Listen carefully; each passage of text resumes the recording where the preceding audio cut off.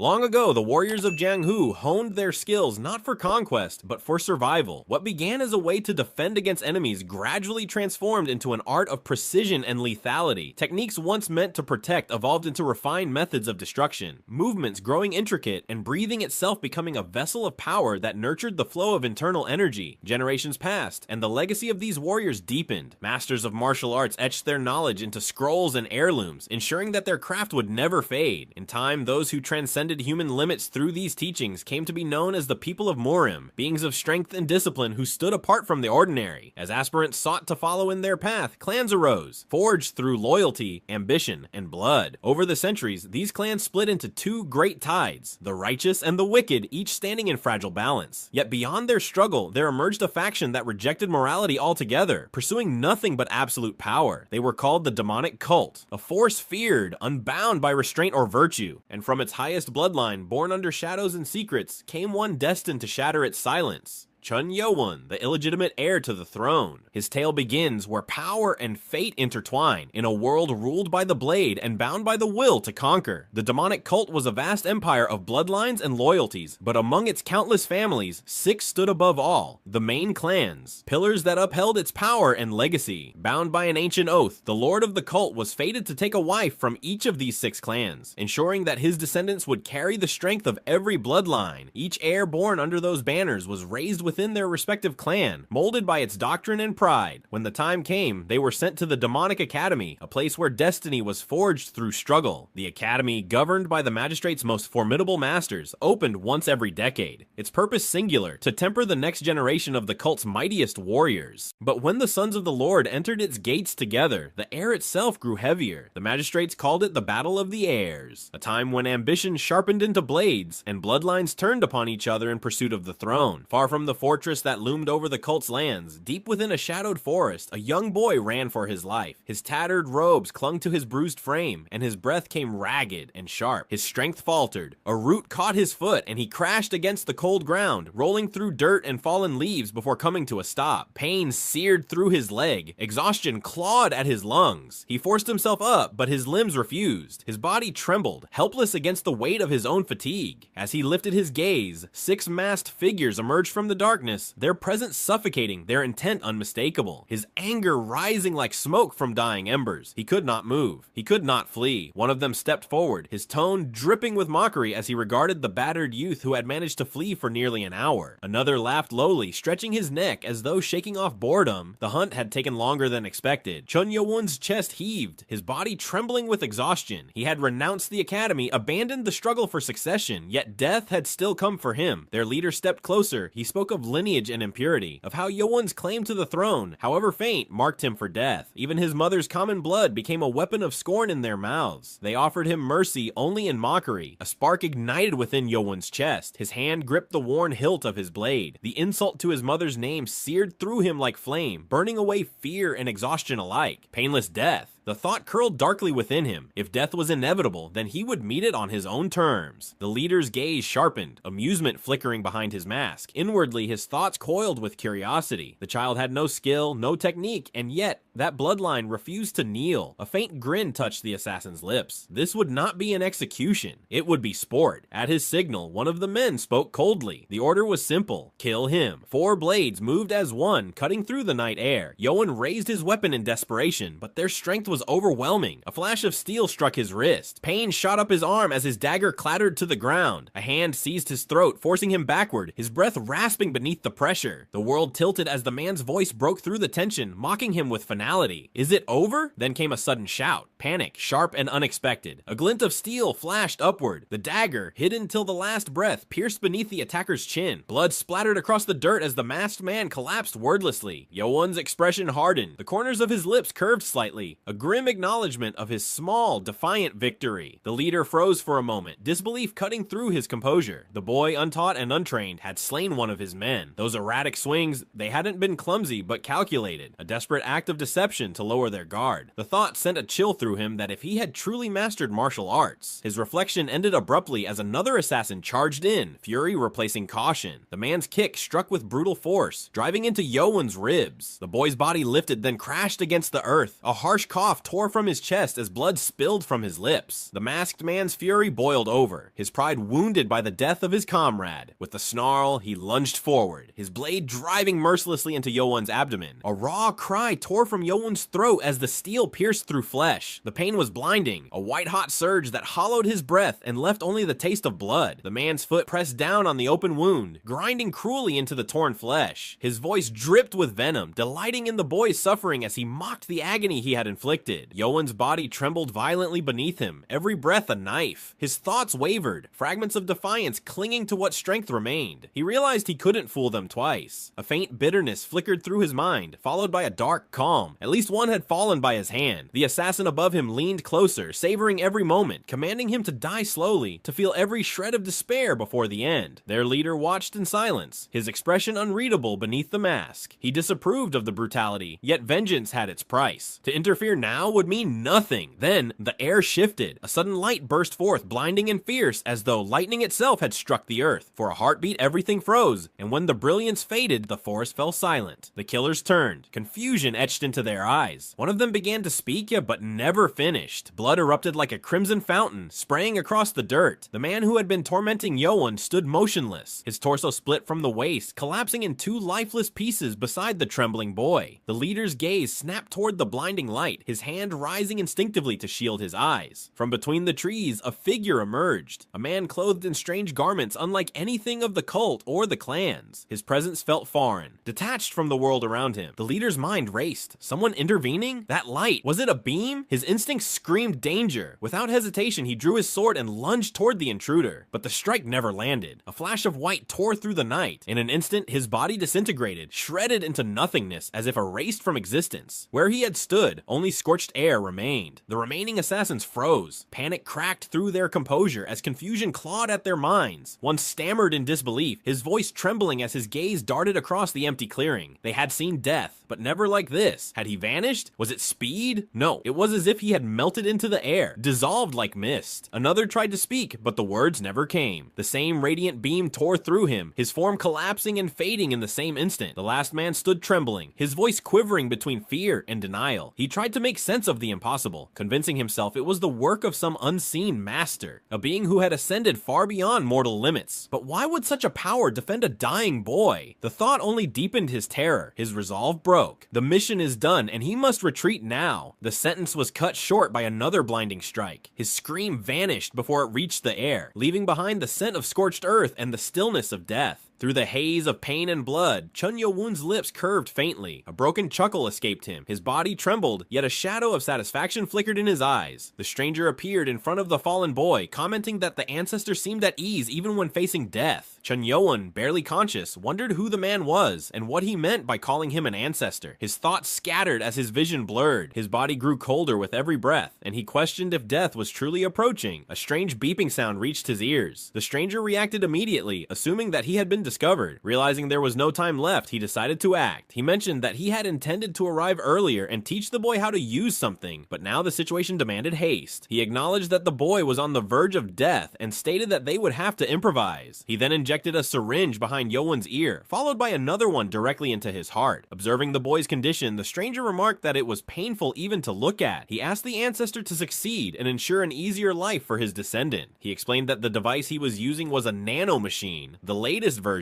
and that operating it would be simple enough to learn. After saying this, the man disappeared from sight. Cheon Yeo-Woon, still half conscious, could barely comprehend what had happened. His fading thoughts questioned the stranger's words, finding them meaningless and strange. Then, a mechanical voice echoed in his ears, stating the serial number and activation of the 7th generation nanomachine from the Sky Corporation. The process of activation began.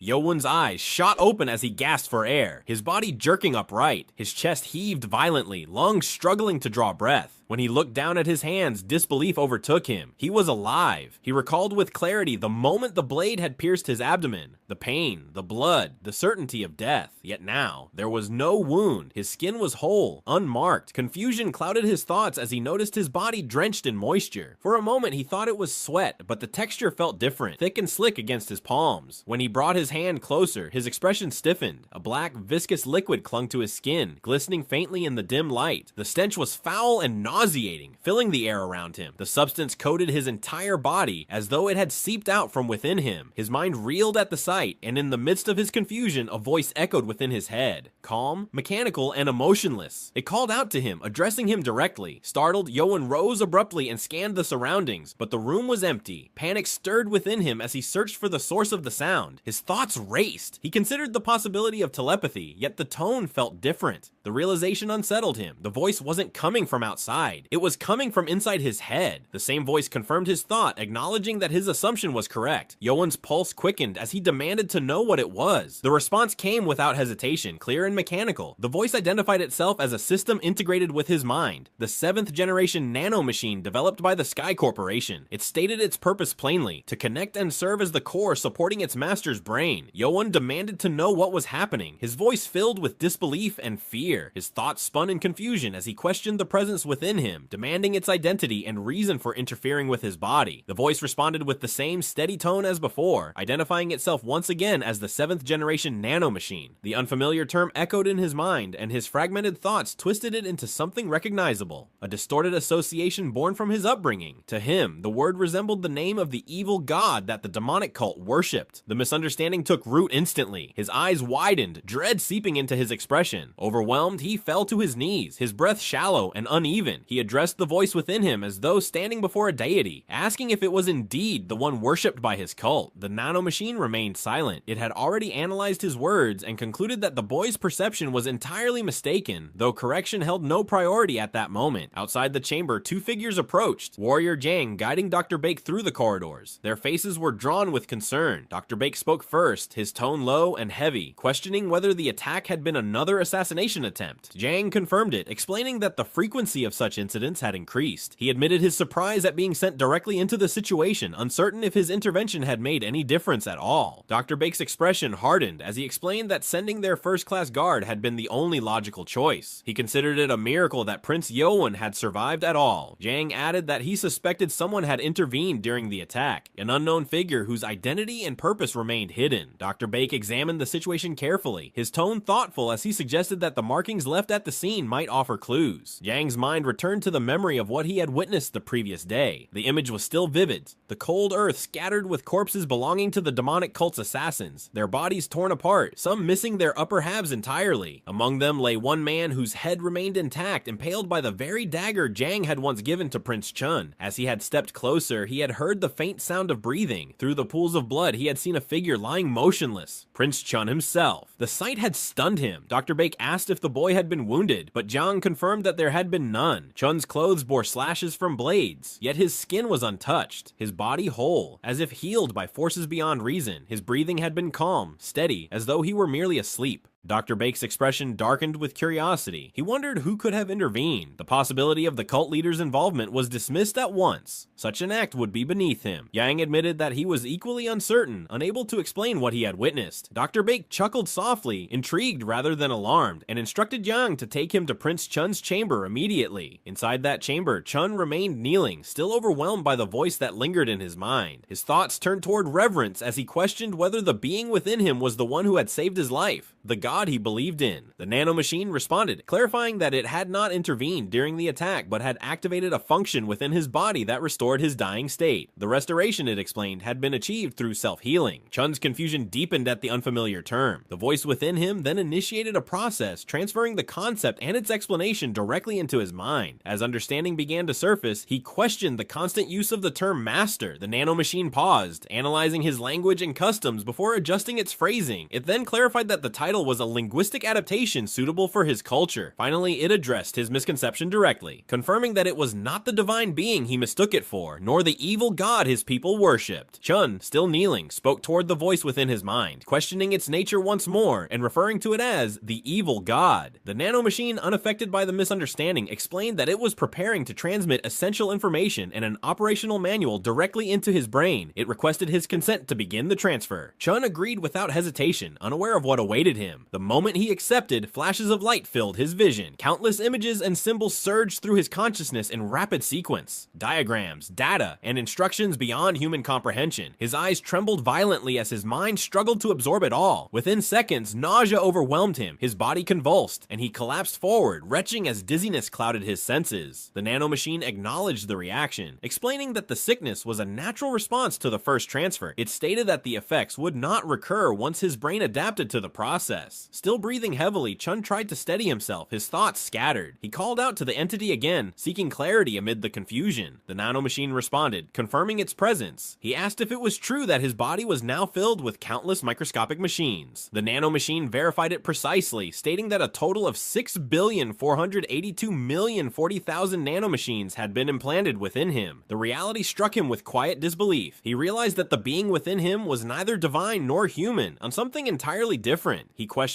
whether it could leave his body if he wished it to. The nanomachine clarified that removal was possible only upon his death, as programmed within its operational system. Cheon's thoughts darkened. He reflected on his fate, hunted by his half-brothers, despised by blood, and now burdened with something beyond his understanding. The uncertainty of it all pressed heavily upon him. He wondered why such things had befallen him, and what purpose this strange creation served. Before he could complete his next question about who had implanted the device, a knock interrupted his thoughts. A voice from outside called respectfully, announcing that Dr. Bake had arrived to see him. It was Jang's voice that came from beyond the door. Cheon hesitated, uncertain how to explain that he had been communicating with something inside his mind. His thoughts faltered, and in his confusion, he mentally instructed the voice to remain silent for a while. The nanomachine immediately responded, informing him that direct speech was unnecessary since it could interpret his thoughts for communication. Cheon's thoughts grew sharp and hurried, demanding silence. The system acknowledged the command and entered temporary silent mode. Outside, Jang's tone softened as he spoke to Dr. Bake, assuming the prince was still asleep. But as the door opened, he froze. Cheon was sitting upright in bed, his eyes faintly open, staring back at them. Jang rushed forward, his voice rising with urgency as he called out to him. Relief mixed with disbelief at seeing the prince awake. Yet as he neared, his expression twisted, and he instinctively covered his nose. Yeo-Woon's eyes flickered with embarrassment as he recalled the dark liquid coating his skin earlier. He had forgotten entirely about the foul residue. Dr. Bake stepped closer, recognizing the prince and speaking to him calmly. Yeo-Woon replied politely, recalling the physician who had once treated his mother during her illness. Bake extended his hand, requesting to examine the prince's pulse. Yeo-Woon hesitated briefly but complied when reassured. The doctor placed his fingers over Yeo-Woon's wrist, closing his eyes as he focused. Moments passed in silence before Bake's eyes opened wide in astonishment. He appeared taken aback by what he had sensed. Jang immediately asked what was wrong, concern tightening his voice. The doctor's surprise shifted into something else, curiosity and faint admiration. He shook his head with a slight smile and explained that nothing was wrong. Jang looked at the doctor with confusion, unable to grasp the reason for his astonishment. Dr. Bake explained that the prince's body showed no trace of toxins or impurities. Every part of him, from his blood flow to his energy channels, had been cleansed and activated. He asked if Yeo-Woon had consumed any rare medicine capable of causing such transformation. Yeo-Woon, still uncertain of what the doctor meant, asked for clarification. Dr. Bake then stated that his body had reached a state of perfection, the ideal condition for martial training. Yeo-Woon's thoughts stirred as realization struck him. The black, sticky substance covering his skin might not have been random filth, but waste expelled from his body. His focus turned inward as he silently questioned the nanomachine, asking if it was responsible. The nanomachine responded by requesting confirmation to deactivate silent mode. Yeo-Woon gave the command without hesitation. Once reactivated, the voice explained that the nanomachine spread throughout his system had extracted all impurities from his body. They had also reshaped his blood vessels, joints, and muscles to optimize his physical structure. Yeo-Woon's confusion deepened, the situation still far beyond belief. He questioned the entity again, asking if it truly wasn't the evil god his cult worshipped. The nanomachine repeated that it was not divine. It was a machine, not Ma Sin. A faint thought crossed Yeo-Woon's mind as he remembered Dr. Bake's background in the Poison Clan. Revealing the nanomachine's existence could bring danger, and he resolved to keep it hidden. The system reassured him that such secrecy was unnecessary, explaining that the technology of this era was far too primitive to detect its presence. Meanwhile, Dr. Bake observed the prince silently, his expression thoughtful. He was convinced that someone had assisted Yeo-Woon in his survival, though he could not determine who. After completing his examination, Bake concluded that there was nothing abnormal in the prince's body. He decided to prescribe a tonic to help restore his energy. Jang expressed his gratitude and offered to escort the doctor out, but Bake refused politely. He instructed Jang to remain behind and continue watching over the prince while he departed on his own. As Dr. Bake walked down the corridor, his thoughts lingered on the boy he had just examined. Something about the transformation defied logic. Not long ago, Cheon Yeo-Woon's frail body and lack of martial knowledge had marked him as a child doomed to obscurity, destined to be cast aside in the competition among heirs. Yet the youth he had just seen was completely different. His pulse, his vitality, even the flow of energy within him, everything had reached an extraordinary state. Baek reflected that, with his current condition, the boy could learn martial arts faster than any of the other princes. The possibility unsettled him. He considered the prince's lineage, the illegitimate son of the lord, and wondered if the boy's indifference toward martial training had been nothing more than an act. If the lord had offered secret assistance, there would be no reason to admit it publicly. A faint smile touched his lips at the thought. The upcoming opening of the demonic academy, he realized, would not pass quietly. Inside the chamber, Yeo-Woon exhaled softly, relief spreading through him. He believed the doctor had not discovered anything unusual. His thoughts turned briefly toward gratitude. Though the nanomachine had healed his wounds, he knew that without guard Jang's timely arrival, he would have died on that forest floor. He turned toward Jang to express his thanks, but before the words could leave his mouth, Jang interrupted, his tone firm yet respectful. He advised that the prince should first wash, unable to bear the lingering stench any longer. Yeo-Woon paused, then agreed quietly. The smell was unbearable even to him. Jang immediately called for a servant to clean the bed and prepare hot water for a bath. When the tub was ready, Yeo-Woon immersed himself in the warmth. As he leaned back, a strange sensation washed over him, one he could neither name nor understand. While sitting in the warm water, Yeo-Woon directed his thoughts toward the system within him, questioning the extent of its abilities. The nanomachine responded instantly, confirming its presence and awaiting instruction. He recalled the earlier moment when it had mentioned placing his body into a self-healing state and asked how far that capability extended. The system explained that any wound, internal or external, resulting from external force could be repaired rapidly. However, injuries involving severe blood loss or decapitation would require more time, as they depended on the process of cell regeneration. Yeo-Woon found the explanation overly complex. He decided that understanding it through experience would be simpler. Reaching for the dagger that lay upon his folded clothes, he drew the blade across his palm. A sharp sting followed, and pain flared briefly as blood welled up from the shallow cut. The nanomachine immediately registered the injury, announcing the activation of its self-healing function. The bleeding ceased within seconds, and the wound vanished without a trace. His palm appeared untouched, the skin smooth and unbroken. Yeo-Woon stared at it, disbelief flickering across his features. The event defied everything he knew, yet it was undeniable. The wound was gone. He acknowledged silently that the system's claim was real. Then he thought of the vast information that had been transferred to his mind earlier, and wondered if he truly had access to all those functions. The nanomachine confirmed that every operation described in the instructions was fully available for use. Satisfied, Yeo-Woon resolved to test them later, once he had finished bathing. When he finally rose from the tub, he noticed something that startled him. His body was no longer the same. The frail frame he once carried had been replaced by lean, defined muscle. His posture felt stronger, balanced, and every motion carried an unfamiliar precision. He questioned the system about the sudden transformation, demanding to know if it was responsible. The nanomachine answered affirmatively, stating that his physical structure had been reconstructed. At that moment, a maid entered the chamber, respectfully announcing her purpose to dress him. Yeo-Woon gave a quiet nod, allowing her to proceed. As she worked, the nanomachine continued its explanation within his mind. It clarified that while creating matter from nothing was scientifically impossible, modifying and reshaping the existing structure of his body required no such creation, only precise reconstruction. Yeo-Woon grew frustrated with the way the machine communicated. Its explanations were always precise, yet endlessly complex. He admitted inwardly that listening to it made everything he had once learned feel trivial. Deciding to simplify matters, he shortened its name, stating that he would call it Nano instead of its full designation. The system acknowledged the change and accepted the name. He looked around his study, uncertain what to do next. The shelves were lined with old scrolls and books, most of them related to martial arts theory, topics he had once avoided. Seeking direction, he asked the system what he should begin with. Nano instructed him to select a book, open it, and flip through every page. The task seemed oddly simple, and Yeo-Woon questioned if that was truly all that was required. The system confirmed it without elaboration. He scanned the titles on the table, noting that most were concerned with chi flow and pressure points. One text caught his attention, a manual detailing the internal energy system known as 3JSIM, a breathing method said to refine both body and mind. Yet he knew from the stories of countless practitioners that even a lifetime of training barely allowed one to reach its lowest stage. Deciding that studying blood points would yield more direct understanding, he reached for a book on the subject and began. As instructed, he flipped through the pages one after another. The action felt meaningless at first, but he obeyed nonetheless. Within moments, he reached the final page without realizing how quickly his pace had accelerated. His focus had deepened unconsciously. When he finished, a faint signal resonated in his mind. Nano confirmed that the process was complete. The book titled Blood Passage had been fully scanned, and the system was ready to transfer its contents directly into his brain. It requested his permission to begin the transfer. Only then did he understand what had happened. He gave his consent. 100%. The transfer began. A jolt like lightning struck his skull as the nanomachine's manual poured into his mind. Pain flared and images cascaded. He doubled over, retching as the flood of data rearranged itself inside his head. The nanomachine indicated that the information transfer had completed. Dizziness washed over him. The nanomachine noted that he would soon acclimate. Yeo-Woon asked whether the nanomachine was worried for him. The nanomachine replied that it was merely stating a fact. Yeo-Woon, annoyed, muttered an insult under his breath and asked what to do next. Nano explained that to use the acquired knowledge he would have to call it up by thought. Yeo-Woon summoned the lesson on blood points, recalling that they governed circulation and could be classified into immobilizing points and killing points, that striking an immobilizing point would render a body motionless. A sudden realization seized him. The transfer was not mere memorization. The knowledge in his head unfolded into true understanding. The nanomachine reported that it had corrected errors in the book before completing the transfer. Yeo-Woon, surprised, asked whether the text had been wrong. The nanomachine confirmed it had corrected mistakes concerning the blood points. Yeo-Woon stared, incredulous, the revelation settling into cold, clear resolve. He realized the transfer meant he could learn and master martial arts far faster than anyone else. The noble candidates from the 6 clans had trained since infancy and already mastered countless techniques. Even after watching them, he had failed to grasp the 3 Jason method. His study held few martial texts, but the demonic academy housed many. With this new ability, he resolved to grow stronger, faster than any rival. The academy would become the place to prove that resolve. Far away in the air candidate's chamber of the South Castle, House Bakmajong, Prince Mukum learned that 5 men he had sent to kill 1 boy were dead. He found the outcome unreasonable and concluded someone had intervened on the boy's behalf. A guard suggested the possibility of secret assistance. Mukum snapped at the guard for speaking out of turn, then reflected that, having dismissed the boy as lowborn, he had expected the task to be simple. The failure implied the boy had hidden resources or protection, and Mukum wondered if their father might be involved. Clenching his fist, Mukum resolved to act personally. He decided he would end the threat himself at the demonic academy.